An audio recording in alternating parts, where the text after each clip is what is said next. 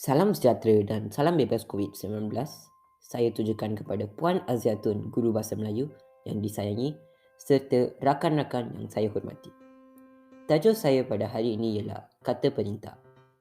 Sebelum saya teruskan hujah-hujah saya, izinkan saya menjelaskan maksud kata perintah yang menjadi intipati tajuk saya agar rakan-rakan mendapat gambaran yang lebih jelas dan tepat.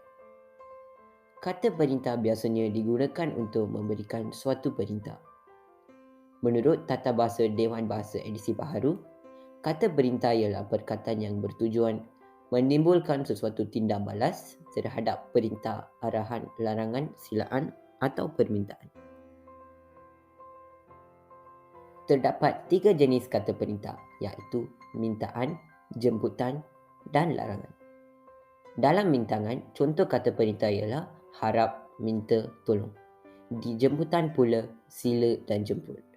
Di larangan, jangan dan usah. Setiap kata perintah mempunyai fungsi yang tertentu.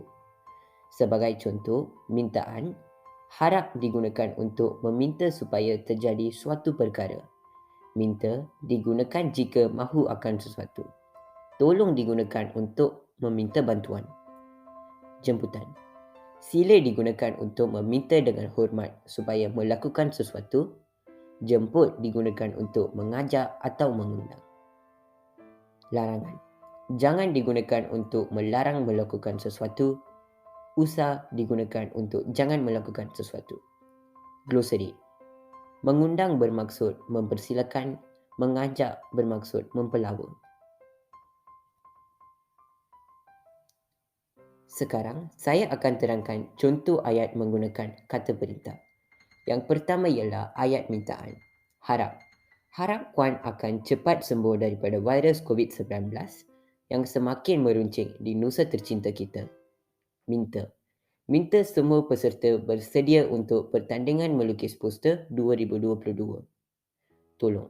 Tolong kembalikan buku cerita saya yang telah kamu pinjam seminggu lepas. Glosari. Meruncing bermaksud keadaan atau situasi yang semakin buruk. Nusa tercinta merupakan negara. Contoh ayat jemputan. Sila. Sila duduk puan luar. Jemput. Jemput makan kuih karipap ini cikgu. Contoh ayat larangan. Jangan. Jangan lupa tarik vaksinasi untuk dos kedua yoga. Usah. Usah kamu fikirkan kisah yang sudah berlalu. Glosari. Vaksinasi bermaksud menyuntikkan vaksin ke dalam tubuh badan seseorang sebagai langkah perlindungan mencegah sesuatu penyakit. Kisah merupakan cerita.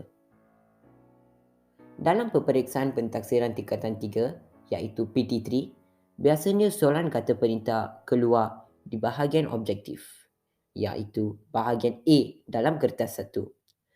Soalannya seperti isi tempat kosong dengan jawapan yang paling sesuai. Marilah kita sama-sama lihat contoh soalan kata perintah. Soalan 1. Dash buangkan tulang ikan ke dalam tong sampah. Sekarang, saya memberikan masa 20 saat untuk jawab soalan ini.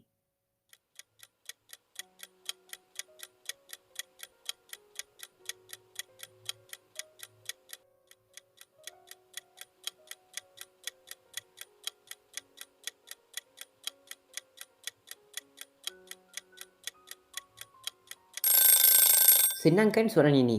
Jawapan yang paling tepat ialah tolong. Tolong buangkan tulang ikan ke dalam tong sampah. Seterusnya, soalan kedua.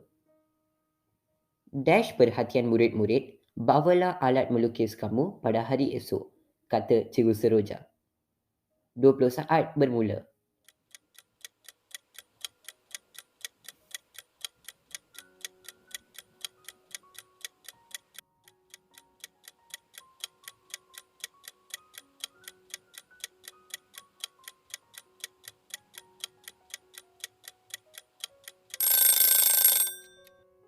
Nak lihat jawapan tak?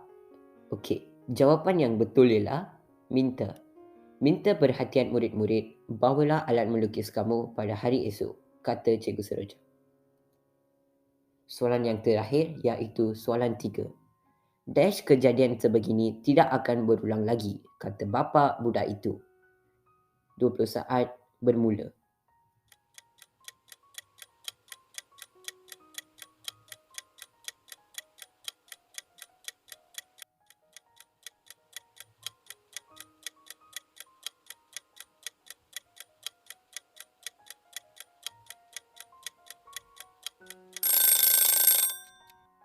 Masa dah tamat, jawapan yang paling tepat ialah harap.